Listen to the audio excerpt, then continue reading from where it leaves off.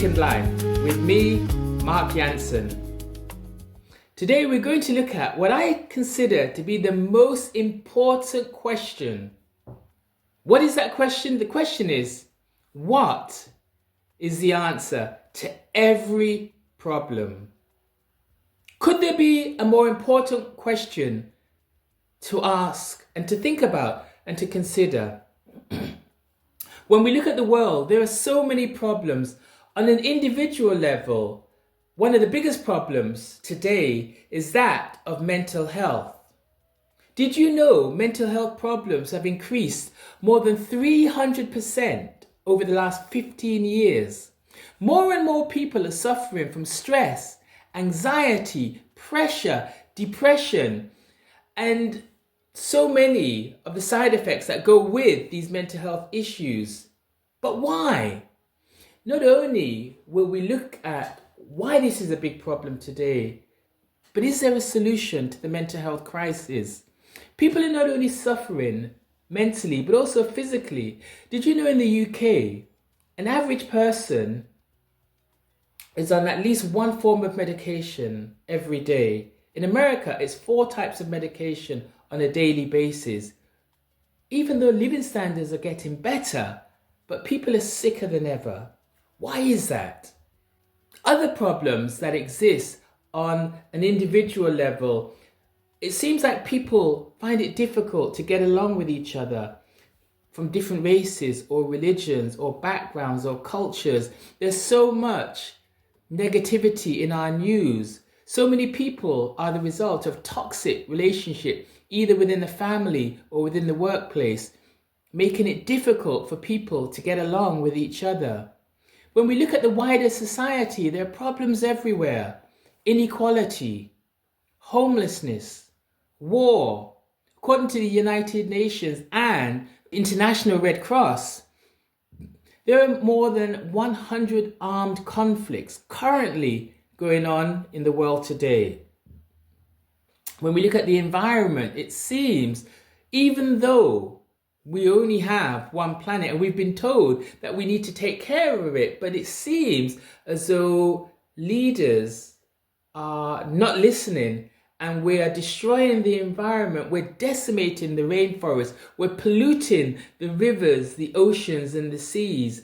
The food that we're eating is full of toxicity, as a result leading to so many problems with health, physically as well as mentally. I could go on and on and on. There are so many problems all around us. People are worried. People are stressed out. People are unhappy.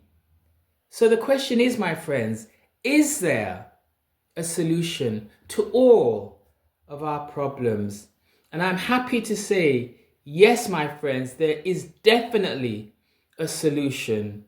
Now, you might be skeptical. You might think, well, hold on. How can every problem have a solution? But actually, there really is a solution to every problem. And actually, it's the same solution that can solve every problem. When we look at politics, politicians, they try to solve our problems, but often they are part of the problem. Many of them are corrupt, many of them are self-serving and only focus on supporting big business and not interested in the problems of the everyday man and woman on the street. Politicians have tried to solve the world's problems, but often they are part of the problem, and as a result, they haven't been able to make a difference.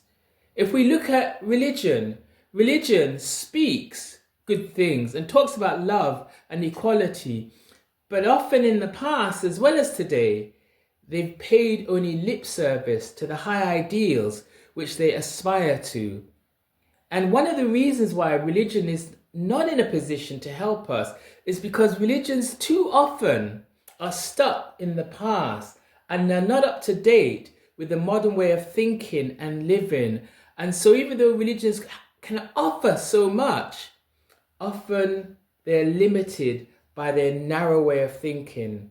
What about science? Science can solve many of our problems, but the difficulty is because the people in charge of the certain scientific discoveries often are motivated by money. Therefore, even though we could solve many of our problems through science, because we live in a shallow, selfish, materialistic world, often science is not used to its fullest ability. So if politics can't help us, if religion can't help us, and if science can't help us, what can? I believe the one thing that can help us is philosophy. And here on the Awakened channel, I will bring you a very new but powerful philosophy that will help awaken people. That is what I call the philosophy of love. As I said at the beginning, my name is Mark Jansen. I am known as the love philosopher because I'm bringing this philosophy that will help people to awaken. So if science can't help us, if religion can't help us, if politics can't help us, how can psychology, or rather, how can philosophy help us? Philosophy can help us because it's about clear thinking. It's about finding solution. It's not partial to any particular religion or any particular doctrine. Philosophy is about truth, and truth is about what is.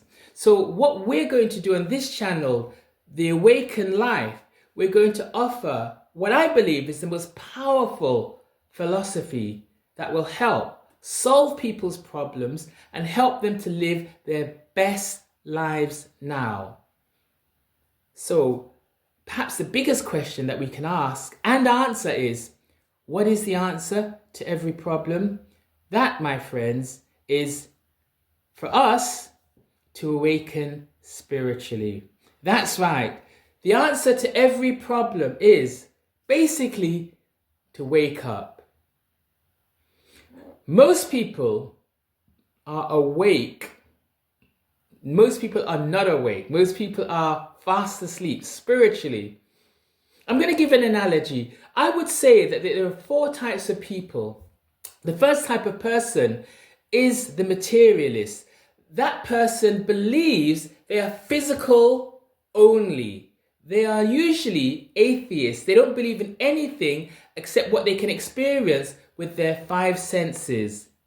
Now, philosophy has long told us that we can't trust our 5 senses. Ever since Plato, with his simile of the cave, explained to us how we're not seeing what is real, but a reflection of what is real. Philosophers have warned us that we can't trust our 5 senses.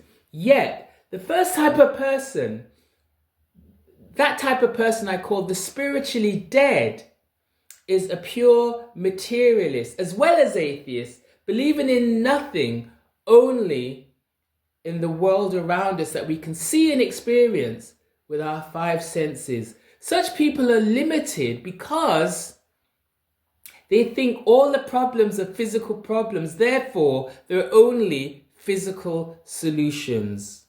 Such people are our politicians as well as our business leaders. And the reason they cannot provide lasting solutions is because they are so limited in their thinking and in their outlook. So, the first type of person, spiritually dead, they're unaware of their spirit, which is their essence. And as a result, it's like a blind, deaf and dumb person trying to lead society. That is today precisely the situation that we're in, which is why when we look around us in the world, there is only chaos and confusion. And as long as we have leaders that are spiritually dead, blind, deaf and dumb, that will continue to be the case. The second type of person that exists is the spiritually comatose person. Now, the spiritually comatose person is not as bad as the one who is spiritually dead. Being in a coma is not as bad as being dead because at least there is some kind of conscious activity going on within the person in the coma. They might not be able to communicate or effectively use their physical body to communicate with the outside world, but there is something going on, something stirring within. And the second type of person, who is spiritually comatose, this is the normal kind of person who lives for the sake of today and lives for the sake of pleasure, satisfaction, and fulfilling their materialistic desires. But whereas the first type of person is spiritually dead and has no understanding of spirituality or that they are a spiritual being, the second type of person has some inkling that there is more to life than just working in a job. There is more to life than just making money. There's more to life than what society tells us. And maybe every now and again they think, well, what are we here for? What is life all about? What does it all mean? They sometimes have these, we can say, this spiritual inclination that there is something more. But like a person in a coma, they are mostly just following, like they're on autopilot. So when you wake up in the morning, you drink your cup of coffee and you just go through the motions without giving any conscious awareness to what you're doing. This is how so many people live their life, in a spiritual coma, just going from A to B day after day as if they're on autopilot. The third type of person is the person that is spiritually asleep. So if you're asleep, it's not as bad as being in a coma. You have some control, but if you've ever had a dream, then you know when you're in a dream, things happen to you, and often you're not in control of what's happening. And for so many people, they're not in control of their life. Life happens to them. Many of these people might be religious people. They might once a week go to the mosque, the church, the synagogue, the temple. But for most of the week, when problems or difficulties come, they panic, they get upset, they get angry, and they react just the same as any normal person would. Because spiritually, their spirit is asleep.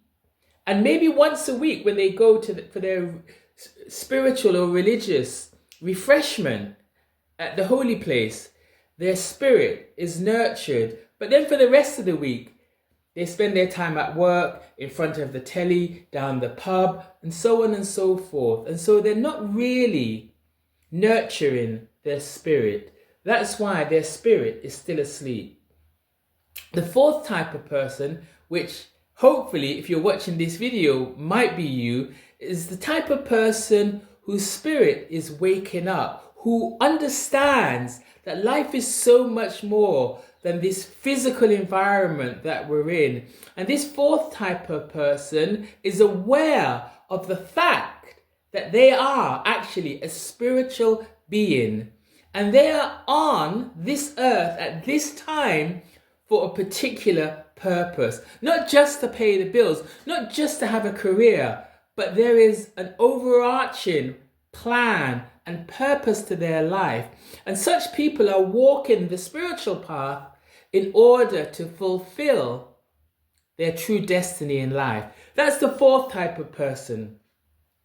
There is another type of person. This final type of person is much rare. These are the kind of people that we call spiritual masters. And I would say the fifth type of person is the spiritually awakened person. The purpose of this channel, The Awakened Life, is to show how it doesn't matter where we are. We could be spiritually dead as a doorpost, but it will show how we can go through certain steps to spiritually awaken, and how when we spiritually awaken, it means how we're aware of our spirit, we're aware of the spiritual life, we're aware of our Creator, God, or whatever you want to call it. And we're not only living with God, we're not only living with a sense of higher purpose, but when we awaken spiritually, that, my friends, is when we live the true purpose of our life. That is when we find meaning. That is where we find purpose. That is where we find joy and happiness. Then life becomes magical. Then life becomes amazing. Then we live the life of our dreams. And that, my friends, is the awakened life. And that's the purpose of this channel. And I am so looking forward to going through various videos, talks, discussions on how we can awaken together and live our best lives now.